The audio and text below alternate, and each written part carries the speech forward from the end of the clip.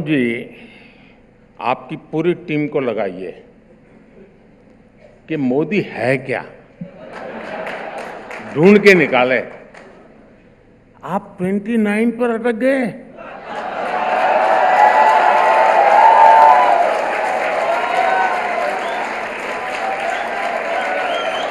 मैं 2047 के लिए लगा हुआ हूं।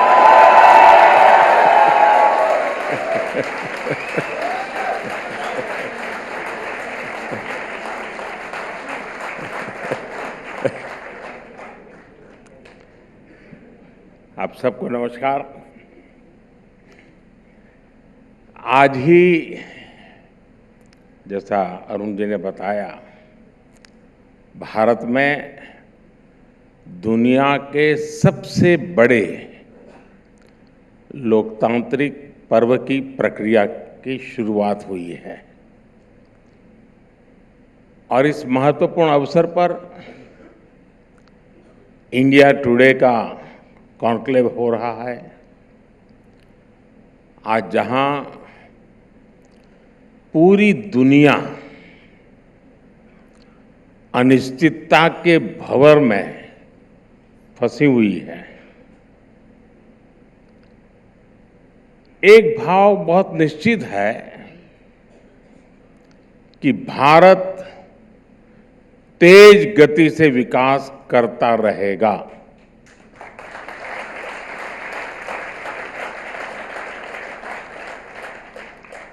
आज mood off the nation Bharat को दुनिया की तीसरी बड़ी इकोनॉमी बनाने का कह रहा है। आज मूड ऑफ द नेशन विकसित भारत के निर्माण का है। साथियों, मैं जब भी इस तरह के कॉन्क्लेव में आता हूं, आप सभी की उम्मीद होती है कि खूब सारी हेडलाइंस देकर जाऊं, लेकिन मैं हेडलाइंस पर नहीं बल्कि डेडलाइंस पर काम करने वाला व्यक्ति हूं।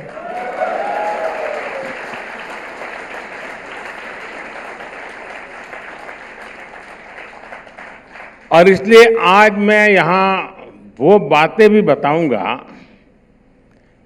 जिनको मीडिया उतना आकर्षक नहीं मानता है। उसमें यहां बैठे हुए का दोष नहीं है, उस पूरी बिरादरी का।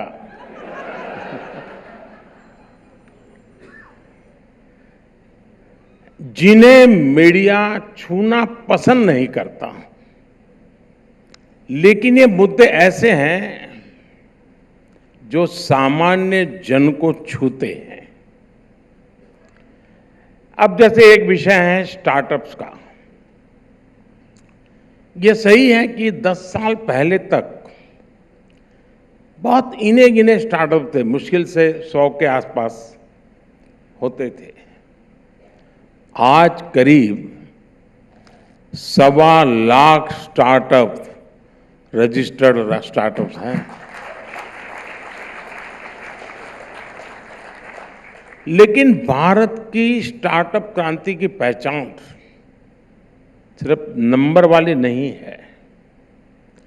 भारत की स्टार्टअप क्रांति की असली पहचान ये है कि ये स्टार्टअप हिंदुस्तान के 600 डिस्ट्रिक्ट से भी ज्यादा डिस्ट्रिक्ट्स में है, यानी एक प्रकार से 90% एरिया ऑफ द कंट्री। ये अपने आप में बहुत बड़ी बात है। वरना लोगों को लगता है स्टार्टअप मतलब बेंगलुरु। 600 डिस्ट्रिक्ट में स्टार्टअप्स होना यानी टियर 2 और टियर 3 जो शहर है, वहां के नौजवान स्टार्टअप क्रांति की अगुवाई कर रहे हैं। छोटे शहरों के युवाओं की इस सफलता ने भारत की स्टार्टअप क्रांति को ड्राइव किया है। और आज देखिए, जिस दल ने कभी स्टार्टअप्स के बारे में चर्चा तक नहीं की, उसे भी स्टार्टअप्स की बात करने के लिए मजबूर होना पड़ा है।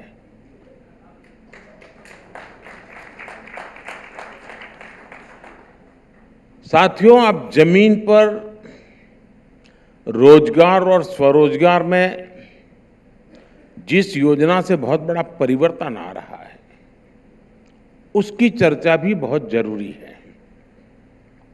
और ये योजना है मुद्रा योजना।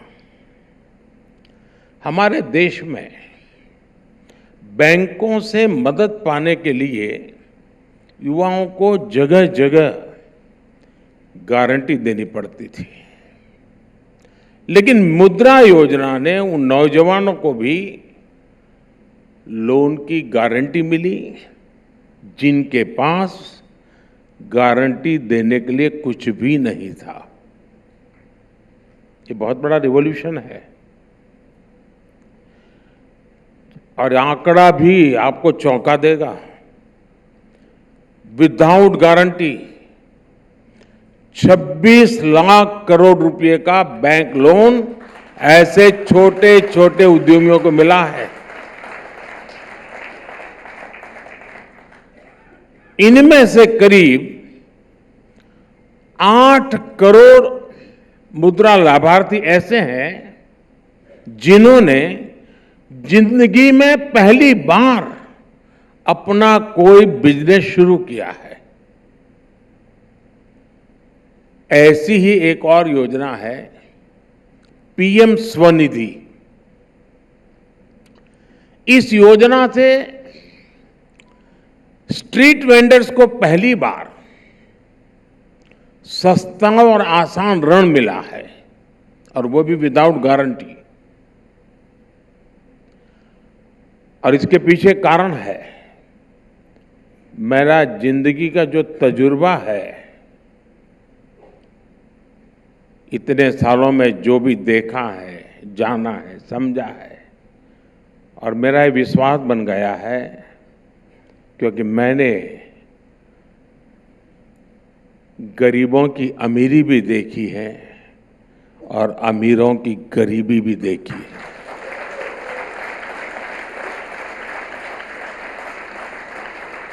और इसलिए मेरा साहस था कि स्ट्रीट वेंडर्स को विदाउट गारंटी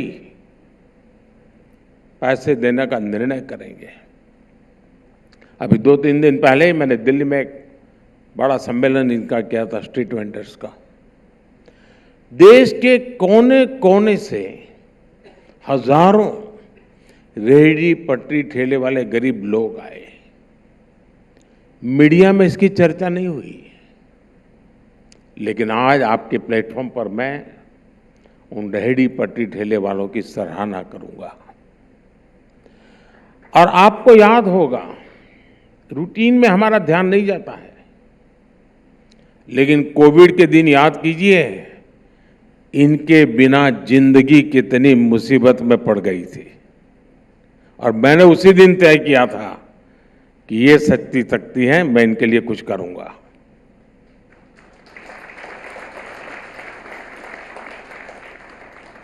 साथियों, सराहना इसलिए क्योंकि डिजिटल इंडिया को जिस तरह उन्होंने अपनाया है, मैं समझता हूं वो बहुत बड़ा काम हुआ है।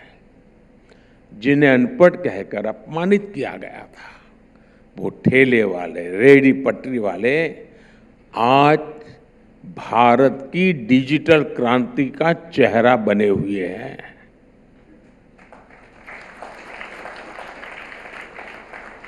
विश्व में जो भारत की डिजिटल क्रांति की चर्चा होती है, उसका एक कारण यह है, हमारे यहाँ जो एम्बेसीज है ना, उनके यहाँ उनके देश का कोई मेहमान आता है तो किसी रेहड़ी पटरी वाले के यहाँ जाके कुछ खरीद करके डिजिटल ट्रांजैक्शन दिखाते हैं उसको। यानी बहुत बड़ा मार्केटिंग विषय बन गया है ये। हमारे इन लोगों की जो मेहनत मीडिया में हाईलाइट किया जाना जरूरी है। और आज मैं आपके इस प्लेटफॉर्म का दुरुपयोग को हो तो दुरुपयोग में इसे ही कर लिया आया हूं आज। साथियों, संभव है यहां बहुत सारे लोग ऐसे होंगे जिनको शायद नमो ड्रोन दीदी योजना के बारे में पता नहीं होगा। कुछ दिन पहले ही मैंने विमेन सेल्फ हेल्प ग्रुप्स, जो गांवों में 10, 12, 15 बहनें इकट्ठी होकर के कभी पापड़ बनाना, कुछ अचार बनाना, ऐसा छोटी मोटी कमाई का काम करते हैं, ऐसी महिलाओं को 1000 ड्रोन सौंपे हैं, 1000 ड्रोन। और ये ड्रोन वैसे नहीं है जो आप टीवी वाले वर्ल्ड वॉर का बिगुल बजाते हुए दिखाया करते हैं, वो नहीं है। ये गांव का, खेती का और महिलाओं का भाग्य बदलने वाले ड्रोन है।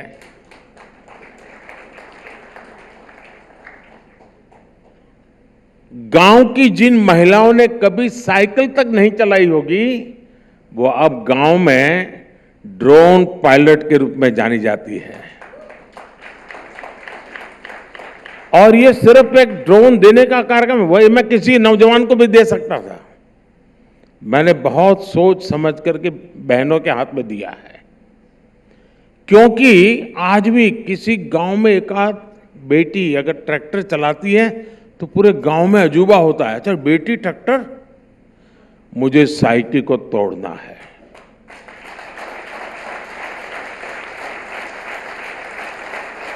और मैं दिखाना चाहता हूं कि बेटी ड्रोन पायलट है। पूरे गांव के जीवन की सोच को बदलने का मेरा एक तरीका है। और मैं मानता हूं जब वो ड्रोन चलाएगी, खेत के सारे काम करेगी, कृषि की इकोनॉमी को बदल देगी।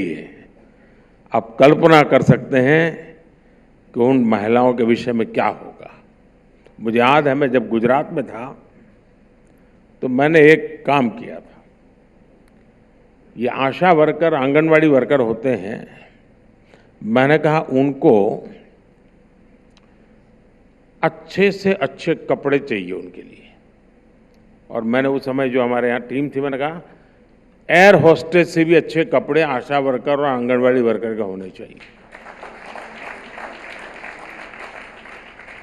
और मैं देख रहा था कि पहले गांव में सरकार मतलब कोई पुलिस वाला आया तो लगता था कि सरकार आई।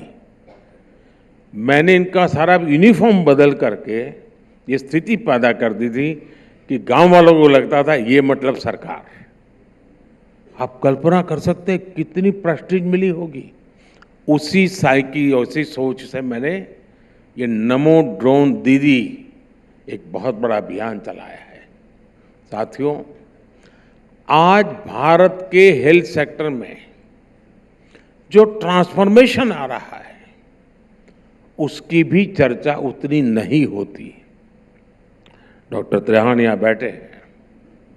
आप लोग 5 लाख रुपए तक के मुफ्त इलाज की सुविधा देने वाली आयुष्मान योजना के विषय में कभी न कभी सुना है, कभी जाना भी होगा।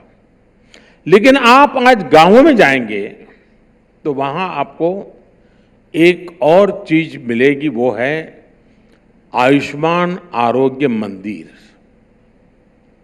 हमारा प्रयास रहा है कि गांव में, ब्लॉक में आधुनिक हेल्थ सेंटर की सुविधा हो।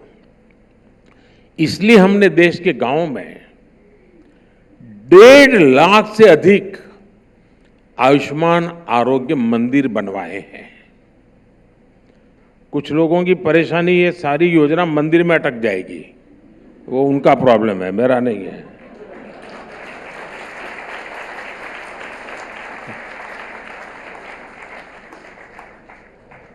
अब आप फिर कहेंगे कि मोदी जी ये आयुष्मान आरोग्य मंदिर कहां से लेकर आ सके। ये काम लगातार चल रहा है, लेकिन ये काम हेडलाइन नहीं बनता है। इन आरोग्य मंदिरों में सामान्य टेस्ट तो होते ही हैं, साथ ही डायबिटीज से लेकर के कैंसर जैसी बीमारियों की शुरुआती जांच वहां पर होती है। और इन आयुष्मान आरोग्य मंदिरों को हम डिजिटली बड़े अस्पतालों से जोड़ा है। हम कोशिश कर रहे हैं कि गांव के मरीजों को भी सीमलेस ट्रीटमेंट मिले। आज हम टेलीमेडिसिन की एक बहुत बड़ी सुविधा देश के गांव गरीब तक पहुंचा रहे हैं। हम डिजिटल रिवॉल्यूशन यूपीआई में दिखता है, ये डिजिटल रिवॉल्यूशन है। अगर आपको सुविधा हो, ई संजीवनी ऐप के माध्यम से ही अभी तक देशवासी 24 करोड़ कंसल्टेशन घर बैठे ले चुके हैं। 24 करोड़। देश के गांव में हो रही इस हेल्थ क्रांति की चर्चा भी आज उतनी ही जरूरी है। साथियों, बीते 10 वर्षों में हमने गवर्नेंस का एक बिल्कुल नया मॉडल विकसित किया है। हमने उस पर फोकस किया है जो प्राथमिकताओं में सबसे पीछे रहता था। हमने सरकार बनते ही देश के 100 से अधिक पिछड़े जिलों के विकास के लिए अभियान चलाया। एस्पिरेशनल डिस्ट्रिक्ट प्रोग्राम के कारण आज ये जिले अनेक पैरामीटर्स में दूसरे जिलों से भी कहीं आगे निकल चुके हैं। अब इस सफलता को हम डिस्ट्रिक्ट से नीचे ब्लॉक स्तर पर ले जा रहे हैं। हमने एस्पिरेशनल ब्लॉक प्रोग्राम शुरू भी कर दिया है। साथियों, हमारा नॉर्थ ईस्ट वो पहले की सरकारों की प्राथमिकता में सबसे पीछे था, लेकिन 2014 में सरकार में आने के बाद मैंने तय किया कि हमारे मंत्री या वरिष्ठ अधिकारी हर 15 दिन में उन क्षेत्रों का दौरा करेंगे नॉर्थ ईस्ट में, और वो भी डिस्ट्रिक्ट हेडक्वार्टर पर नहीं, इंटीरियर में जाना होगा। मेरे मिनिस्टर्स को भी जाना है, और इतना ही नहीं, रात को रुकना है। 2014 के बाद केंद्रीय मंत्रियों ने 680 टाइम नॉर्थ ईस्ट का दौरा किया है। करीब करीब 700 बार भारत सरकार के मंत्री प्रधानमंत्री के रूप में मैंने इस देश में अब तक जितने प्रधानमंत्री हो गए उन सबने टोटल जितनी बार नॉर्थ ईस्ट गए होंगे उससे अनेक गुना बार मैं अकेला गया हूं।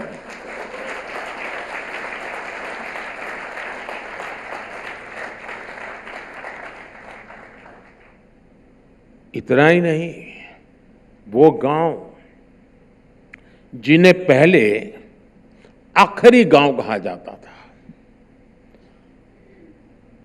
हमने पूरी मानसिकता बदली। जैसे पहले पिछड़े डिस्ट्रिक्ट कहते थे, मैंने कहा नहीं, they are the aspirational district. जिसको आखिरी गांव कहा जाता था, मैंने कहा नहीं, वो हिंदुस्तान के पहले गांव है। अगर पूरब में है तो पहली किरण वहीं आती है, और पश्चिम है तो आखिरी किरण उसको सलाम करके जाती है।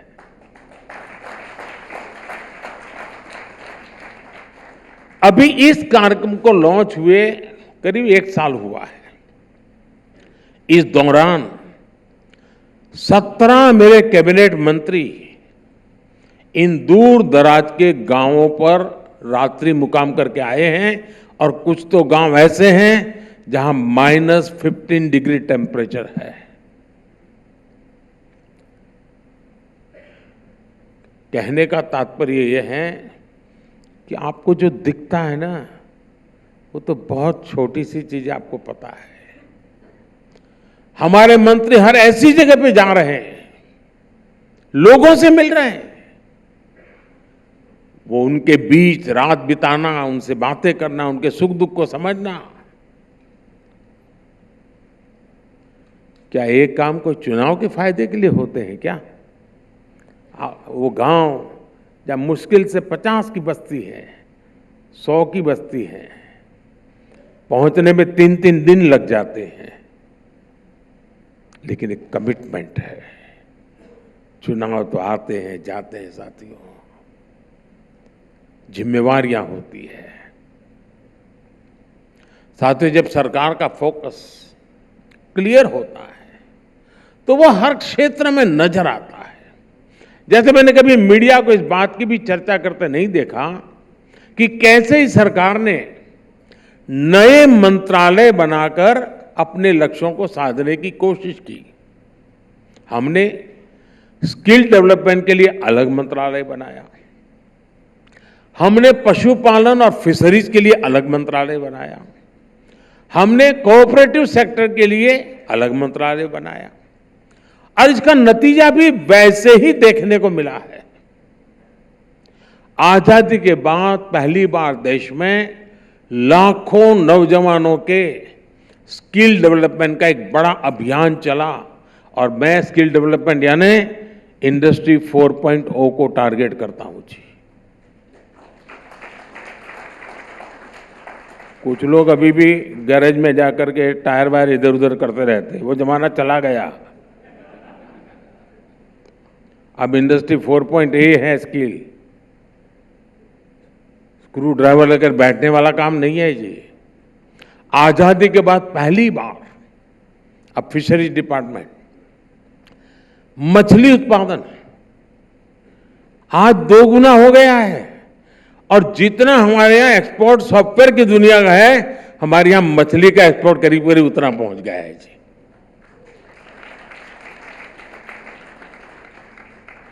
आपको जानकर के और आश्चर्य होगा, कोविड में वैक्सीन का तो आपको सबको पता है, क्योंकि आपकी खुद की जिंदगी उसमें दांव पर लगी थी। लेकिन ये मोदी ऐसा है जिसने पहली बार पशुओं के टीकाकरण के लिए 15,000 करोड़ रुपए की योजना बनाई है। टीकाकरण का काम चलता है, और मेरा जो अल्टीमेट मिशन है, जो मैं ग्लोबली इसको प्रमोट कर रहा हूं, 1 अर्थ 1 हेल्थ, इसका पीछे मेरे यानी पौधे की तबीयत हो, पशु की तबीयत हो या इंसान की हो, आप उसको टुकड़ों में नहीं देख सकते। और उसी की दिशा में साथियों पहली बार पशुपालकों और मछुआरों को किसान क्रेडिट कार्ड का लाभ मिला है। आपने देखा होगा कोऑपरेटिव मिनिस्ट्री मैंने अलग बनाई। इस मिनिस्ट्री बनने के बाद 60,000 से ज्यादा पैक्स के, जो छोटी छोटी उनकी कमेटियां होती है, 60,000 पैक्स का कंप्यूटरीकरण का काम, कंप्यूटराइजेशन का काम पूरा हुआ है। 60,000 यानी गांवों में है ये। इसी मंत्रालय ने दुनिया की सबसे बड़ी स्टोरेज स्कीम शुरू की है। 2 लाख गोडाउन उसका काम चल रहा है। अब टीवी ने क्या, मीडिया का इंटरेस्ट क्या रहेगा कि बारिश में कहीं पर अनाज भीग रहा है तो 24 घंटे बहुत बढ़िया न्यूज स्टोरी बनती है। वो गलत नहीं है, वो गलत नहीं है, आप सही कर रहे हैं, लेकिन उसका समाधान क्या? 2 लाख गोडाउन बनेंगे नए, और उसके साथ किसान को बहुत बड़ा फायदा ये होगा, अब किसान अपना माल बेचने के लिए मजबूर नहीं होगा, वो गोडाउन में रख सकता है। जब मार्केट तेज होगा उस दिन जाकर के वो बेचेगा, उसकी इनकम एश्योर्ड हो जाएगी, और जो बर्बादी होती है वो बचेगी। क्योंकि हम ऐसे हेडलाइन वाले कामों को ही काम मानने की एक ऐसी विचित्र परिस्थिति में हम जी रहे हैं, और इसलिए मैं आज उन बातों की तरफ ध्यान आकर्षित करता हूं जो आमतौर पर ऐसे समारोह के लिए शायद उनको बेचारों को जगह ही नहीं होती, तो मैं आया हूं तो साथ में ले आया हूं। साथियों, मैं दावे के साथ कह सकता हूं कि पहले की सरकारों के समय आपने ईज ऑफ लिविंग जैसे शब्द तक नहीं सुने होंगे। जब पहले की सरकारों की सोच ही ऐसी नहीं थी तो वो देश के नागरिकों की ईज ऑफ लिविंग पर कैसे ध्यान देती। पहले की सरकारों के समय जो पावरफुल थे, जो सक्षम थे, वो सुविधाओं के सबसे पहले हकदार बन गए थे। शाम दाम दंड भेद, जरूरत पड़ी तो सिफारिश, जरूरत पड़ी तो रिश्वत, कुछ भी करके सुविधाएं हासिल करते ले वो ले लेते थे। और बीच में पिसता कौन था? देश का सामान्य नागरिक, वो सामान्य नागरिक जिसको हम आर के लक्ष्मण के कार्टूनों से ही पहचानते थे। मैं उसके साथ जी करके आया हूं।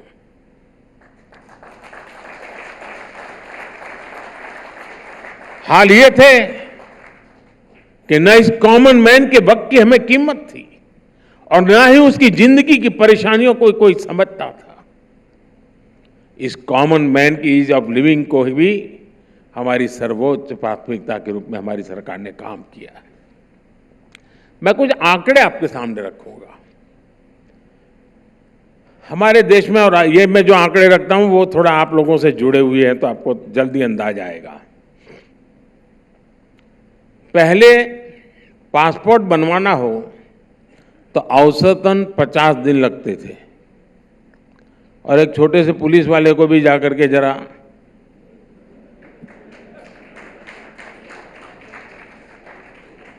और इन 50 दिनों में भी लोगों को 50 फोन करने पड़ते थे, सिफारिश लगानी पड़ती थी, कोशिश करनी पड़ती। साथियों, आपको खुशी होगी आज एक पासपोर्ट औसतन 5 से 6 दिन में आपके घर डिलीवरी हो जाता है।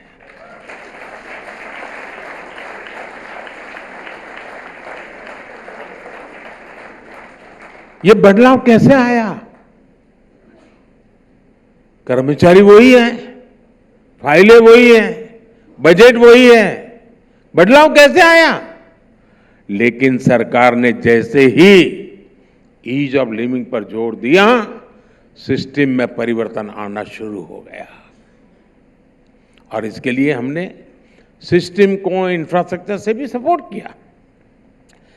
2014 से पहले देश में सिर्फ 77 पासपोर्ट सेवा केंद्र थे, पूरे देश में 77। आज करीब करीब 550 पासपोर्ट सेवा केंद्र है।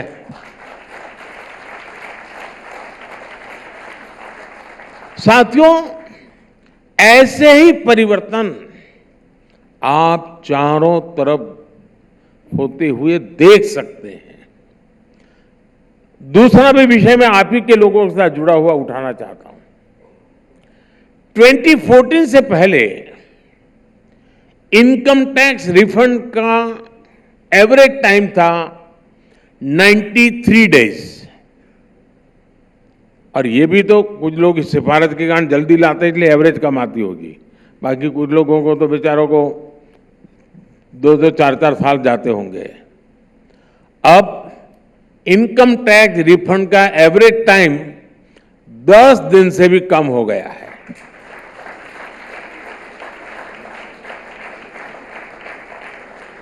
ट्वेंटी 2014 से पहले हमारे टोल प्लाजा पर औसतन वेटिंग टाइम 12 मिनट से ज्यादा था। अब फास्टैग आने के बाद टोल प्लाजा पर average waiting time 30 to 40 second है।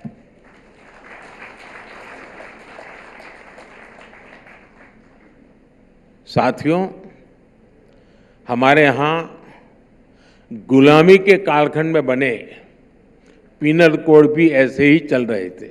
अरुण जी ने भी उसका उल्लेख किया। उनके मूल में दंड था, न्याय नहीं था। क्योंकि वो अंग्रेजों की मानसिकता से बना था। उसको जाते जाते भी मुझे आना पड़ा, तब वो गया।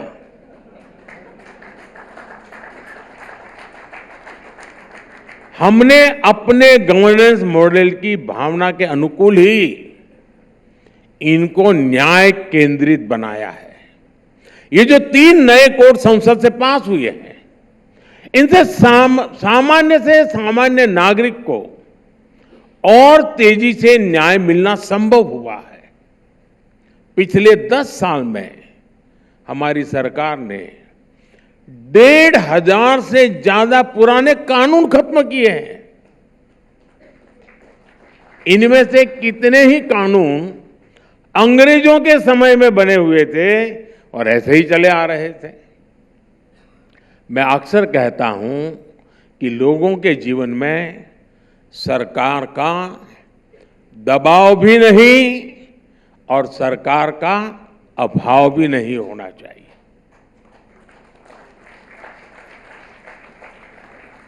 गरीब है, उसको लगना नहीं चाहिए कि संकट के समय कोई आया नहीं।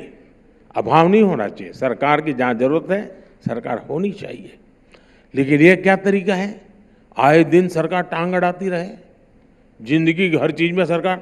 और मैं तो अगर 2047 तक का मेरा मिशन पूरा हुआ तो मान लीजिए मैं हर एक की जिंदगी से सरकार बाहर निकाल दूंगा।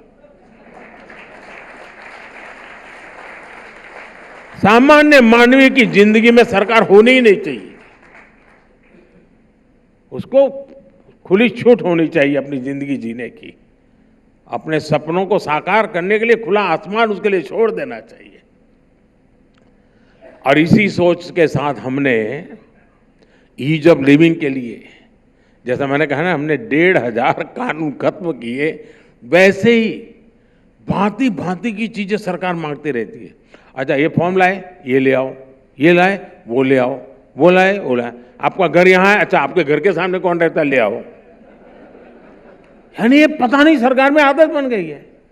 आप जानकर के खुश हो जाएंगे, मैंने 40,000 से ज्यादा ऐसे कंप्लायंसेस को खत्म कर दिया और उन्हें बहुत आसान बना दिया है। 40,000। आप सामान्य नागरिक को क्या तकलीफ होती होगी भाई? हम पूरी कोशिश कर रहे हैं कि देश के सामान्य मानवी को किसी भी काम के लिए सरकारी दफ्तरों के चक्कर काटने ही न पड़े, लाइनों में लगना ही न पड़े। बिजली बिल हो, हाउस टैक्स हो, वाटर टैक्स हो, प्रॉपर्टी का काम हो, स्कॉलरशिप के लिए सब अप्लाई करना हो, ऐसे दर्जनों काम अब ऑनलाइन हो जाते हैं। अब रेलवे स्टेशन पर आपको कोई कतार नहीं दिखती होगी, बदल गई दुनिया। और साथियों, ईज ऑफ लिविंग का मतलब सिर्फ इस तरह की सुविधाओं का विस्तार ही नहीं होता है। ईज ऑफ लिविंग तब बढ़ती है जब गरीब और मध्यम वर्ग की जेब में कुछ पैसे बचते हैं, उसकी बचत होती है। हमारी सरकार की योजनाएं कैसे लोगों का पैसा बचा रही हैं, ये अपने आप में एक केस स्टडी है। और अभी आप पढ़ रहे हैं तो शायद वहां इस पर उठाइए काम, अरुण जी, आपकी यूनिवर्सिटी को लगाइए। 2014 में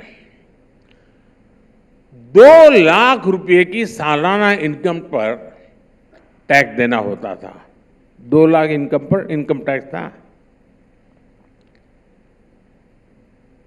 आज 7 लाख रुपए की सालाना इनकम पाने वाले को 1 रुपये का भी टैक्स नहीं है। इसमें तो ताली बजाओ यार, पैसा तुम्हारा बच रहा है।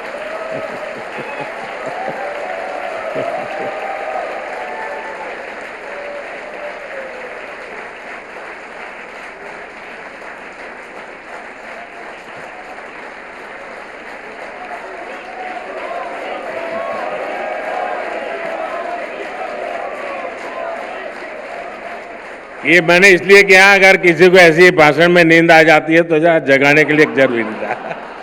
मुझे ताली की जरूरत नहीं थी। क्योंकि ऐसे भाषण ऐसे हैं कि जिसमें मीडिया को इंटरेस्ट नहीं, उस भाषण में आपको क्या मजा आएगा। लेकिन मैंने कहा आज यही कर ले। देखिए, हमारी सरकार ने जो निर्णय लिए हैं उसकी वजह से डायरेक्ट टैक्सेस में करीब करीब 2.5 लाख करोड़ रुपए बचे हैं देश के नागरिकों के। 2.5 लाख करोड़ रुपए।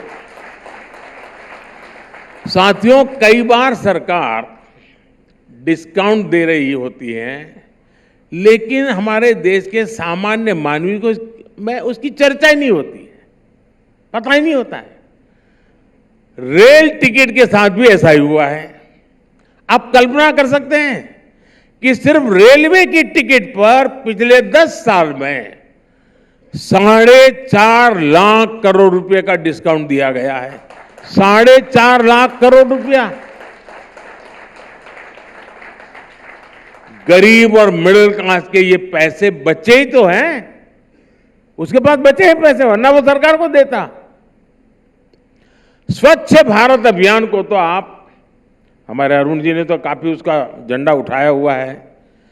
मीडिया ने काफी सपोर्ट किया स्वच्छ भारत अभियान को। करीब करीब सभी मीडिया हाउसेज ने किसी न किसी रूप में उसका साथ दिया। ये भी गरीब और मध्यम वर्ग के पैसे बचाने में मदद कर रहा है। इस अभियान की वजह से अनेक बीमारियां फैलने से रुकी है। एक स्टडी में सामने आया है कि स्वच्छ भारत अभियान हर साल गरीबों के 60,000 करोड़ रुपए से ज्यादा बचा रहा है। 60,000 करोड़ रुपए गरीब का बचना यानी कितना बड़ा काम है जी। वरना यही पैसे उन्हें बीमारियों के इलाज पर खर्च करने पड़ते हैं। इसी तरह आयुष्मान भारत योजना की वजह से गरीबों के 1 लाख करोड़ रुपया जो उनको अस्पताल में देना था वो बचा हुआ है, खर्च होने से बचे हैं। सरकार एक जन औषधि केंद्र चला रही है। इन जन औषधि केंद्र में वही दवाइयां, कोई क्वालिटी कॉम्प्रोमाइज नहीं, करीब 80% हम डिस्काउंट देते हैं उसमें, ताकि मध्यम वर्ग गरीब परिवार हो। अब मध्यम वर्ग परिवार में बुजुर्ग माँ बाप रहते हो, डायबिटीज हो, तो 1,500-2,000 रुपए की दवाई लग ही जाती है उसको। आज हमने जन औषधि केंद्रों में जो लोग दवाइयां लेते हैं उसके कारण गरीबों के, मध्यम वर्ग के 30,000 करोड़ रुपए जो उसकी दवाई में लगने वाले थे, डिस्काउंट के कारण 30,000 करोड़ रुपए बचे हैं। अब आपको जो सीधा जुड़ा हुआ है वो भी मैं बताता हूं। ये जो मोबाइल डेटा भी है, आज आपके हजारों रुपए बचा रहा है, आपको मालूम ही नहीं है, क्योंकि भूल जाते हैं और ये लोग बताते नहीं हैं। 10 साल पहले मोबाइल डेटा 250 रुपये पर जीबी होता था, 250 रुपीज पर जीबी। ये 10 साल पहले की बात कर रहा हूं मैं। आज जितने जीबी एक सामान्य भारतीय हर महीने खर्च करता है, उस हिसाब से अगर करता तो उसका टेलीफोन का महीने का बिल होता कम से कम 4-5 हजार रुपया से ज्यादा। लेकिन अब भारत में मोबाइल डेटा 10 रुपया पर जीबी के आसपास है, यानी 250 से कम होते 10 रुपया। हर महीने आपके मोबाइल बिल में ही 3-3.5 हजार रुपये बच रहे हैं, यानी साल भर का करीब करीब 50,000 रुपया मोदी आपको देने नहीं आया है, लेकिन मोदी ने ऐसा किया है कि आपके पैसे बच रहे हैं। कभी याद करना मुझे भी।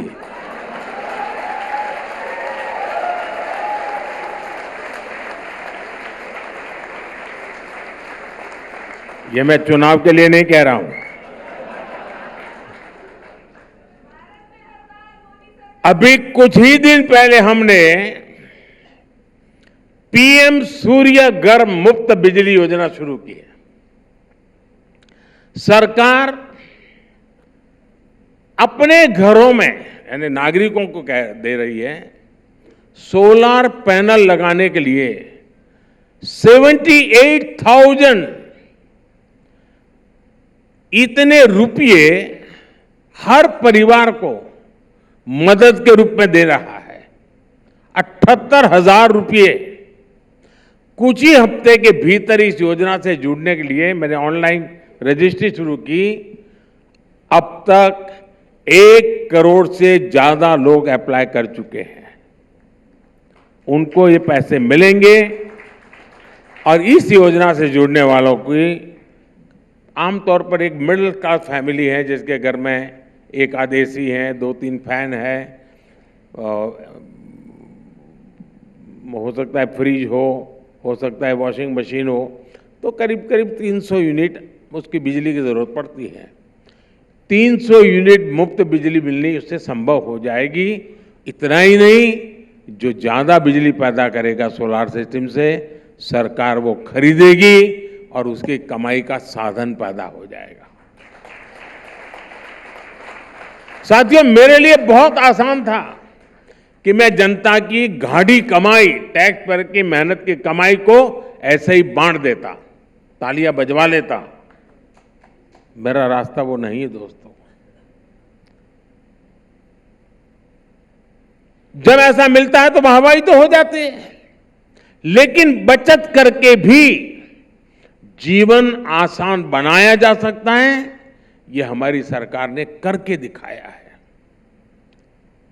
ये रास्ता थोड़ा कठिन है, मीडिया के लिए बोरिंग है और आज भी शायद बोरिंग जैसा भाषण भी मेरा लगता होगा, लेकिन ये लॉन्ग टर्म का है, देश हित में है और मैं जानता हूं मुझे इसमें मेहनत ज्यादा पड़ती है, लेकिन मैंने जैसे अभी कहा उन्होंने, मैं मक्खन पर लकीर करने के लिए नहीं आया हूं, मैं पत्थर पर लकीर करने आया हूं।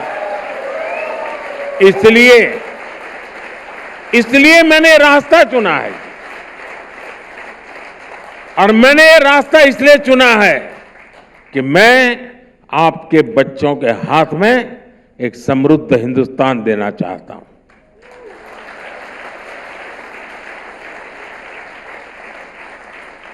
साथियों, हमारी सरकार के गवर्नेंस मॉडल को समझना हो तो आप पीएसयू सेक्टर में आए बदलाव को तरफ नजर करेंगे तो देख पाएंगे।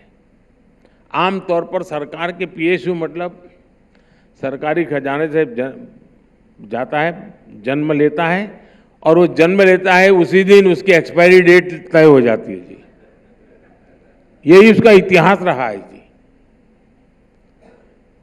बहुत कम पीएसयू होते हैं सरकार के जो कुछ देश के लिए काम आते हैं, बर्बादी लाते हैं। जो रचना बनाई है जिन्होंने बनाई, लेकिन आप याद कीजिए, वो दिन याद करेंगे तो पता है जैसे पहले की सरकारों के चलते बीएसएनएल और एमटीएनएल दोनों बर्बाद हो गए थे। पहले की सरकारों ने एचएएल को भी बर्बाद कर दिया था। एलआईसी को लेकर भी कुछ लोगों ने एक से बढ़कर एक झूठ बोला था, लेकिन आज स्थिति क्या है? आज BSNL made in India 5G की ताकत से आगे बढ़ रहा है। आज एयर इंडिया नई भूमिका में अपना विस्तार कर रही है। आज एचएएल में रिकॉर्ड मैन्युफैक्चरिंग हो रही है और रिकॉर्ड रेवेन्यू जनरेट हो रही है। एचएएल के पास अब एशिया की सबसे बड़ी हेलीकॉप्टर बनाने वाली फैक्ट्री है।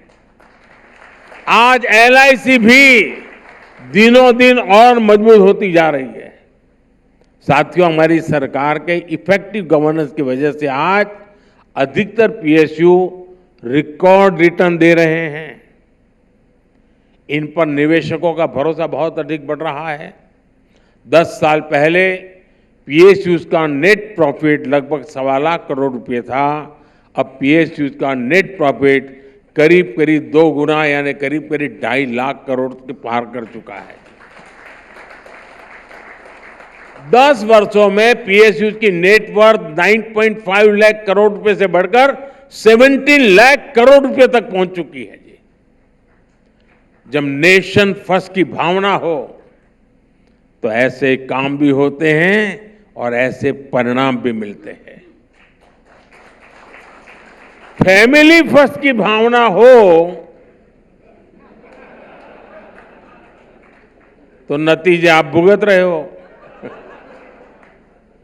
साथियों, हमारी गवर्नेंस का एक और बड़ा पक्ष रहा है भ्रष्टाचार को लेकर जीरो टॉलरेंस।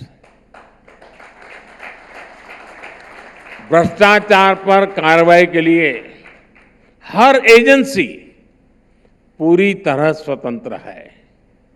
अब जैसे ईडी को ही देख लीजिए, साल 2014 तक पीएमएलए के तहत 1800 केस रजिस्टर किए गए। स्वतंत्र संस्था है, स्वतंत्र रूप से उसको काम करने देना चाहिए, उसको रोकने की अड़ने की क्या जरूरत थी। हमने कहा भाई जो आपको ठीक लगे करो, मेरी पॉलिसी इतनी है जीरो टॉलरेंस। बीते 10 वर्षों में 4700 केस दर्ज हुए हैं। मैं जानता हूं आप ताली नहीं बजाइए इसमें, क्योंकि मैं आपको परेशान नहीं करना चाहता। साल 2014 तक सिर्फ, अब देखिए देश कैसी हालत में रहा है, 2014 तक सिर्फ 5000 करोड़ रुपए की ही संपत्ति अटैच की गई थी।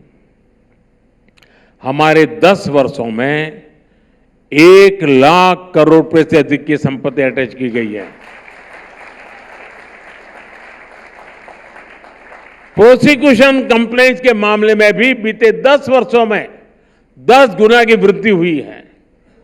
ईडी ने बहुत बड़ी संख्या में टेरर फाइनेंसिंग से जुड़े अपराधियों को, साइबर क्राइम से जुड़े अपराधियों को, नारकोटिक से जुड़े अपराधियों को गिरफ्तार किया है। इन लोगों की हजारों करोड़ रुपए की संपत्ति अटैच की गई है। कई सारे ब्यूरोक्रेट्स के यहां ईडी की कार्रवाई ने, नोटों की गड्डियों ने पूरे देश का ध्यान अपनी ओर खींचा है। ये हम कर पाए हैं। अब जब इतनी तेज कार्रवाई होगी तो कुछ लोगों के पेट में दर्द होना बहुत स्वाभाविक है। और इसलिए ही तो वो लोग दिन रात मोदी को गाली देने का अभियान चला रहे हैं। देश भी देख रहा है कि इन लोगों की नीति, नियत और निष्ठा हर प्रकार से सवालों के घेरे में है। ऐसे लोगों को देश साफ साफ कह रहा है, सो सॉरी।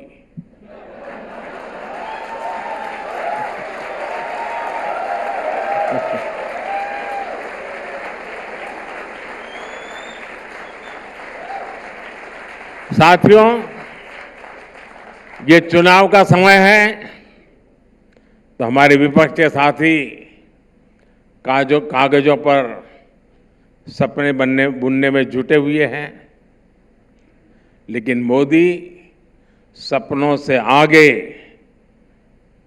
संकल्प लेकर चलता है। मैं दावे के साथ कह सकता हूं कि आने वाले 5 वर्ष भारत को दुनिया की तीसरी बड़ी आर्थिक ताकत बनाने वाले होंगे।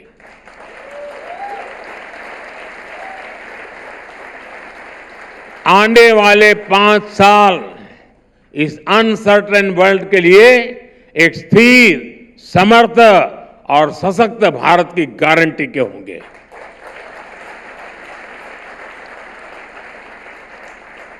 आने वाले 5 साल भारत के इंफ्रास्ट्रक्चर को एक नई ऊंचाई देने वाले होंगे। आने वाले 5 साल भारतीय रेल के कायाकल्प के होंगे। आने वाले 5 साल बुलेट ट्रेन से लेकर वंदे भारत ट्रेन के विस्तार के होंगे। आने वाले 5 साल वाटरवे के अभूतपूर्व इस्तेमाल के होंगे। आने वाले 5 साल में आप भारत के डिफेंस एक्सपोर्ट को नया रिकॉर्ड बनाते देंगे। आने वाले 5 साल में आप भारत के स्पेस सेक्टर की एक नई उड़ान देखेंगे, गगनयान की सफलता देखेंगे। आने वाले 5 साल में आप देश के युवाओं के लिए नए सेक्टर्स का उदय देखेंगे। आने वाले 5 साल में आप भारत की सोलर पावर को घर घर तक पहुंचता देखेंगे। आने वाले 5 साल में आप भारत में ईवी मैन्युफैक्चरिंग में रिकॉर्ड वृद्धि देखेंगे। आने वाले 5 साल में आप सेमीकंडक्टर मिशन, हाइड्रोजन मिशन को जमीन पर बढ़ावा देखेंगे। और आने वाले 5 साल में आप निर्णायक नीतियां बनते, निर्णायक फैसले होते हुए भी देखेंगे।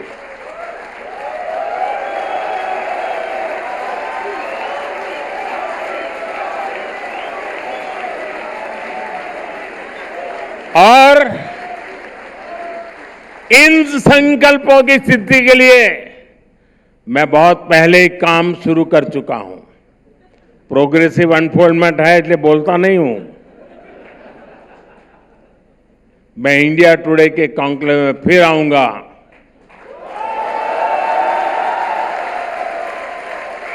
तो इन संकल्पों पर मैं विस्तार से बात करूंगा। फिर एक बार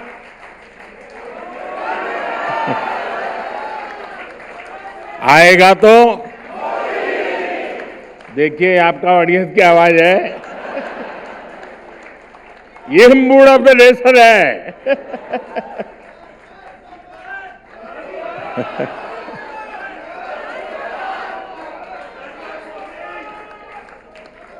आपका बहुत बहुत धन्यवाद। Thank you.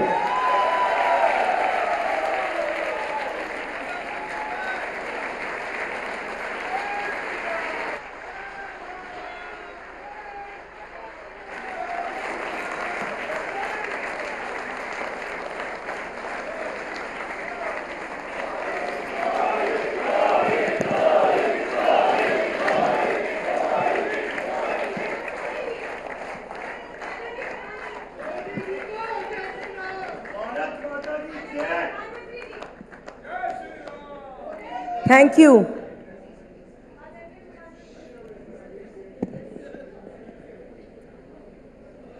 Thank you, PM, for taking out time on the day that the elections were announced. It's always special to have you with us, but today it's extra special because of this announcement. आपकी timing हमेशा ही perfect रहती है. I also want to thank you for making our stories in media exciting as we never have a dry day.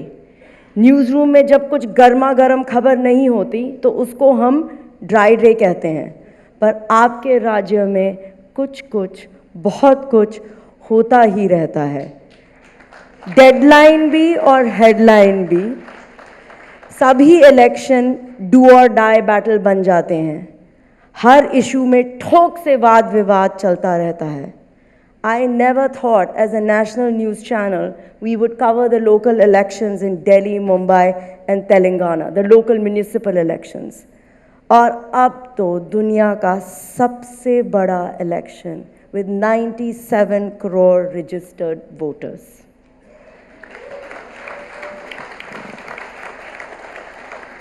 आपकी team के जैसे मेरी team भी innovative idea सोचती रहती है।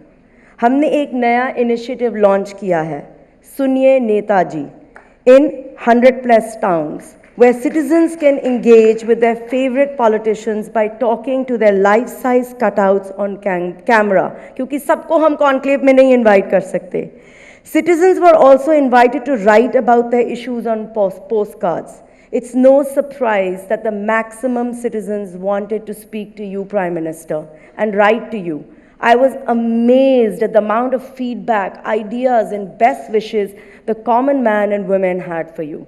We have 50,000 postcards to send to you. AP, may I please ask you to hand over a token bundle to the Prime Minister? It's right next to you on the table. This is like a public manifesto. आपके लिए, आपके परिवार से ये तोहफा. Can we have the film, please, guys?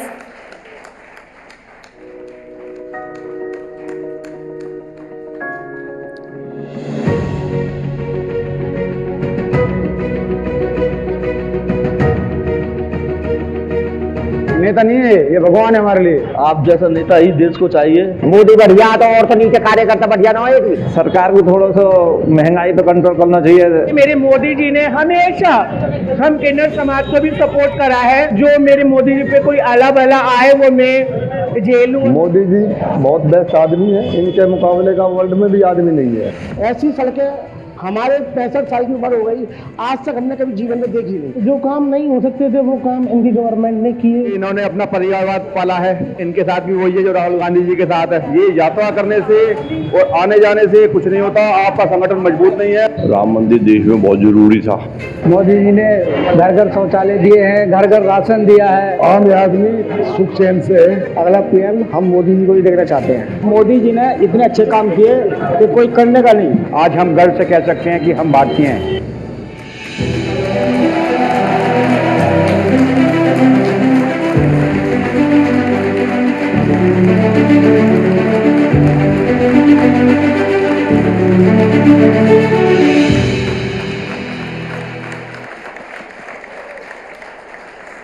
मेरे Harvard business school से एक ग्रुप आया हुआ है यहाँ।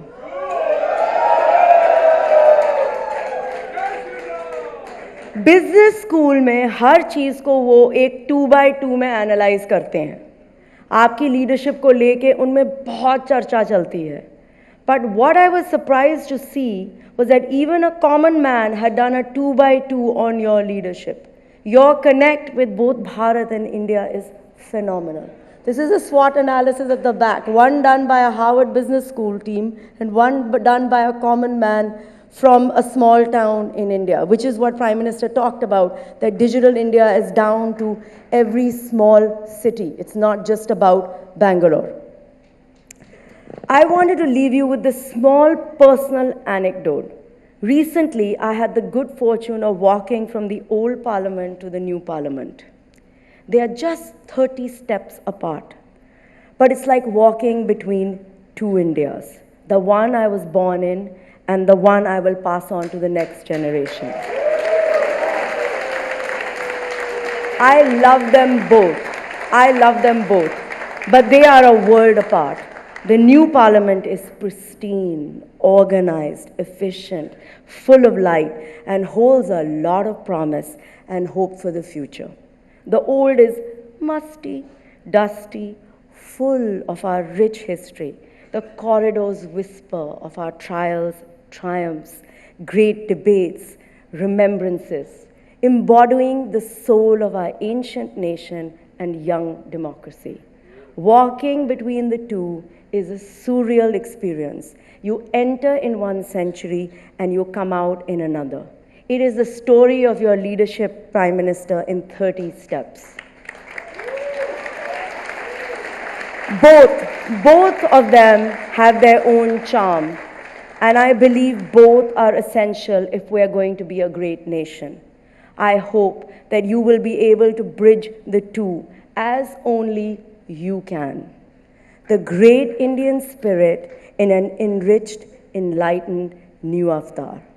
Best of luck for the elections. We are watching very closely and keenly.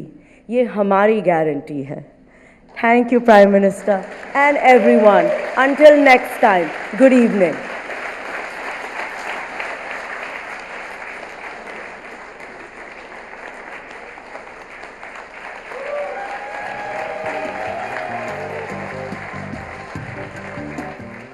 अगर ये वीडियो आपको पसंद आया है तो इसे लाइक ज़रूर करें।